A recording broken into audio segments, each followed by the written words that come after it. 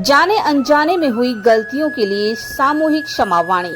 वचन, मन और काया से रविवार 14 सितंबर को कोटा के न्यू मेडिकल अस्पताल के सामने जैन जन उपयोगी भवन आरोग्य नगर कोटा में परम पूज्य तपोभूमि के प्रणेता आचार्य 108 प्रज्ञा सागर जी महाराज एवं परम पूज्य विभा श्री माता जी के पावन सानिध्य में सामूहिक क्षमावाणी आयोजित की जाएगी।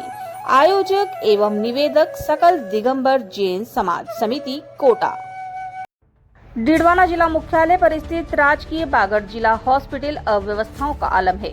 अव्यवस्थाओं को लेकर आरएलपी कार्यकर्ताओं के द्वारा प्रमुख चिकित्सा अधिकारी से मुलाकात कर अव्यवस्थाओं को सुधारने की बात कही गई थी, जिस पर प्रमुख चिकित्सा अधिकारी ने आश्वासन दिया कि इन व्यवस्थाओं में सुधार किया जाएगा, लेकिन व्यवस्थाओं में किसी भी तरह का कोई सुधार नहीं हुआ, जिसको लेकर आरएलपी कार्यकर्ताओं ने कहा है कि आंदोलन के बाद ही व्यवस्थाओं में सुधार होगा।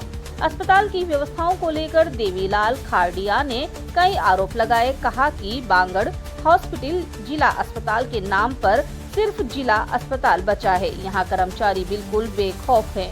प्रमुख चिकित्सा अधिकारी से मुलाकात की तो उन्होंने कहा कि व्यवस्थाओं को हम सुधारेंगे, फिर भी कोई सुधार नहीं हुआ। आज भी जिला चिकित्सालय में 7 डॉक्टर छुट्टी पर हैं। किसी न किसी बहाने से डॉक्टर छुट्टी पर ही रहते हैं और वहीं मरीजों की भीड़ अस्पताल में नजर आई। लंबी लंबी कतारें लग रही हैं, आम जन परेशान हो रहा है।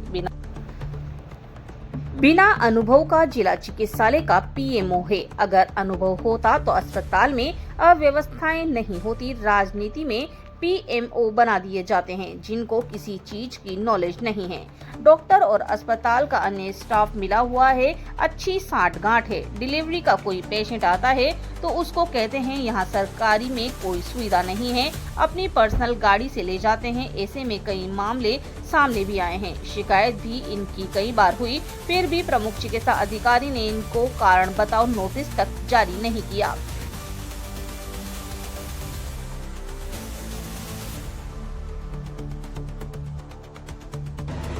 नमस्कार साथियों, बागड़ हॉस्पिटल जिला हॉस्पिटल के नाम पे सिर्फ जिला हॉस्पिटल ही बचा हुआ है। यहाँ कर्मचारी बेखौफ है बिल्कुल। कल हम जब पीएमओ से मिले तो उन्होंने बोला, सकारात्मक हमको जवाब दिए कि हम सुधारेंगे, व्यवस्थाओं को देखेंगे। अभी मैं भी नया ही पीएमओ बनाऊं, देखूंगा जल्दी कुछ सुविधा करेंगे हॉस्पिटल में। आज भी वही भारी भीड़। और डे ऑफ के नाम पे सारे डॉक्टर 7 डॉक्टर कम से कम 7 डॉक्टर डे ऑफ, कोई सील ले रखी है, किसी ने कोई भी बहाने से छुट्टी पे है। वो भीड़, वैसे लोग परेशान, वैसे लाइनें लगी हुई है, कोई मतलब नहीं है। बिल्कुल कर्मचारी बेखौफ है, भारी भीड़, जनता परेशान बिल्कुल। बिना अनुभव के पीएमओ, मेरे हिसाब से पीएमओ अगर अनुभव वाले होते तो आज ये अव्यवस्था ही नहीं होती हॉस्पिटल के अंदर। राजनीति के नाम पे पीएमओ बना दिए जाते हैं। इनको नॉलेज नहीं है बिल्कुल कि करना क्या है, नहीं इनको कोई एक्सपीरियंस है। डॉक्टर और जीएनएम ये सब मिले हुए हैं आपस में।